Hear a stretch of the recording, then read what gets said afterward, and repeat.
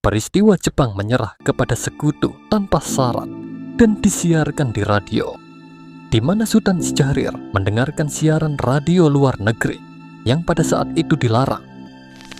新深く世界の体制と帝国の現状とに鑑み、非常の措置をもって自局を収集せんと欲し、ここに終了なる汝臣民に次ぐ秦は帝国政府をして米英四蘇四国に対しその共同宣言を受諾する旨通告せしめたり、そもそも帝国市民の法寧を図り万法共栄の楽しみを共にするは構想の違反にして秦の権限を語るところ、先に米英二国に宣戦せるゆえんもまた実に帝国の自尊と東亜の安定とを主揮するにいで。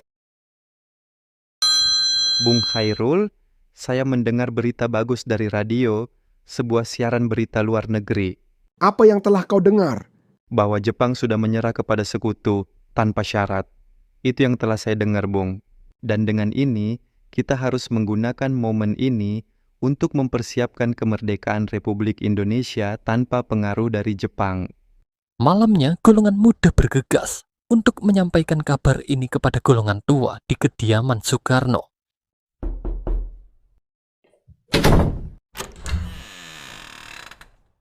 Assalamualaikum. Waalaikumsalam. Ada apa gerangan saudara kemari? Mari masuk. Wikana dan Darwis tiba di kediaman Soekarno di Jalan Pegangsaan Timur nomor 56, Jakarta, sekitar pukul 21.00 waktu Indonesia Barat. Keduanya menyampaikan hasil-hasil keputusan rapat. Pada pertemuan itu, datang beberapa tokoh nasionalis seperti Moh Hatta, Iwah Kusuma Sumatri, Samsi, Buntaran, Swidro, dan Ahmad Subarjo. Apa yang ingin saudara sekalian sampaikan?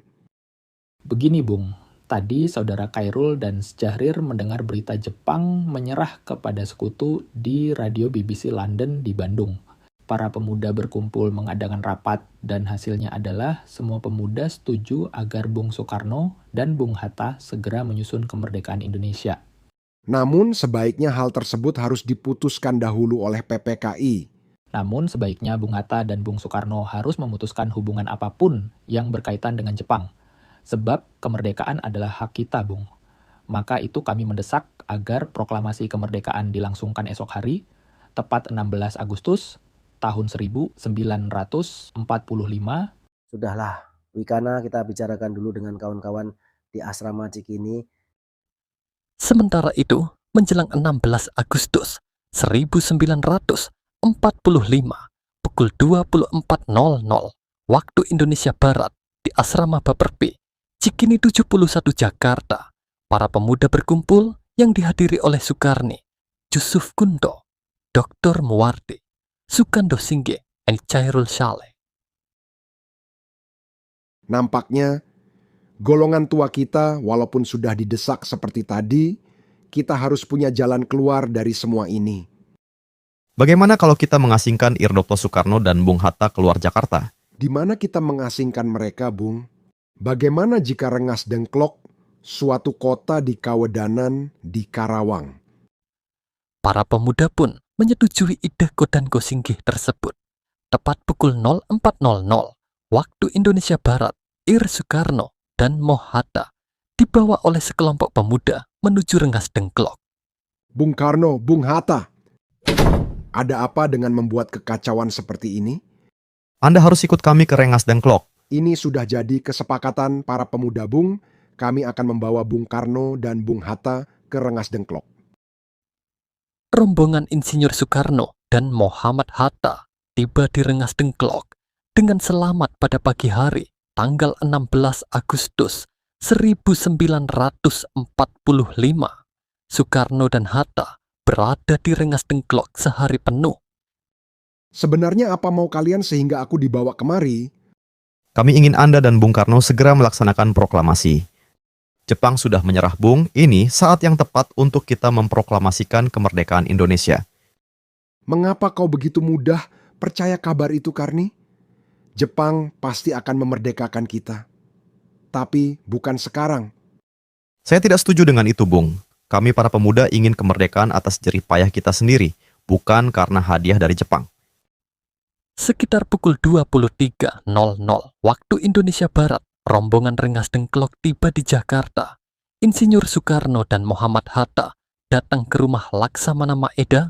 Di sana sudah menanti Burhanuddin, Muhammadiyah, dan surat kabar Asia Raya.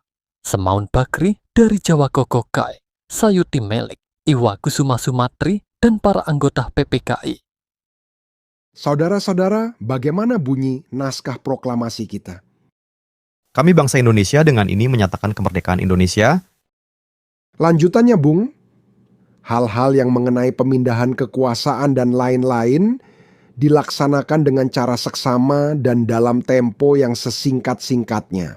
Teks ini, Bung Karno dan Bung Hatta saja yang menandatanganinya atas nama bangsa Indonesia. Kami setuju. Jumat pagi pukul 10.00, semua orang telah berkumpul di halaman depan rumah Air. Soekarno di Jalan Pegangsaan Timur, nomor 56, Jakarta untuk mendengarkan pelaksanaan proklamasi. Bung Karno, Bung Hatta, keluar ke serambi depan rumah diikuti Ibu Fatmawati.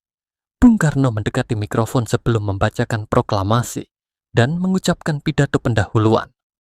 Bangsa Indonesia ingin merdeka, dan walaupun tuan-tuan halangi dengan bom dan dinamit dan meriam yang berasal dari Australia, Amerika, dan Inggris, kita akan merdeka.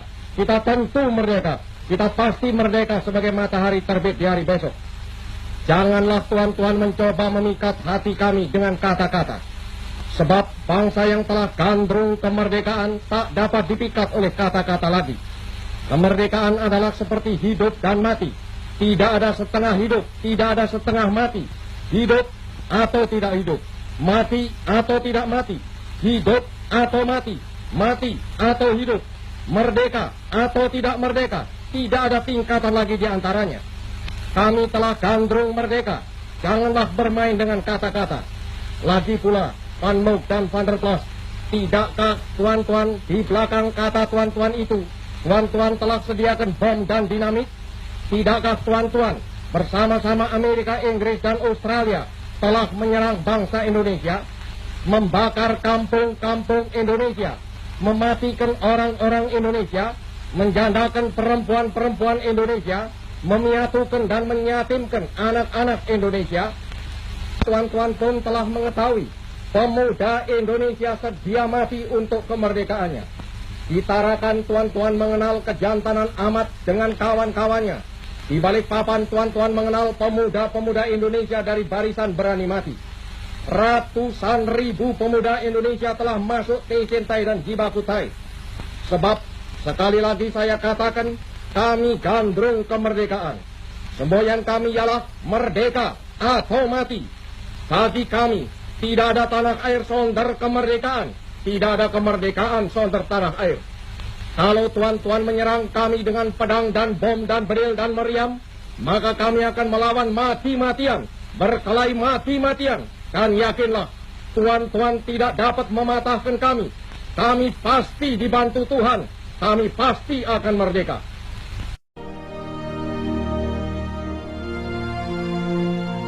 Proklamasi.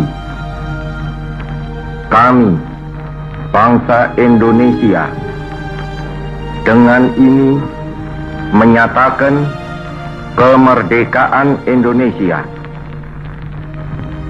Hal-hal yang mengenai pemindahan kekuasaan dan lain-lain diselenggarakan dengan cara saksama dan dalam tempo yang sesingkat-singkatnya. Jakarta, 17 Agustus 1945, atas nama bangsa Indonesia, Soekarno, Hatta.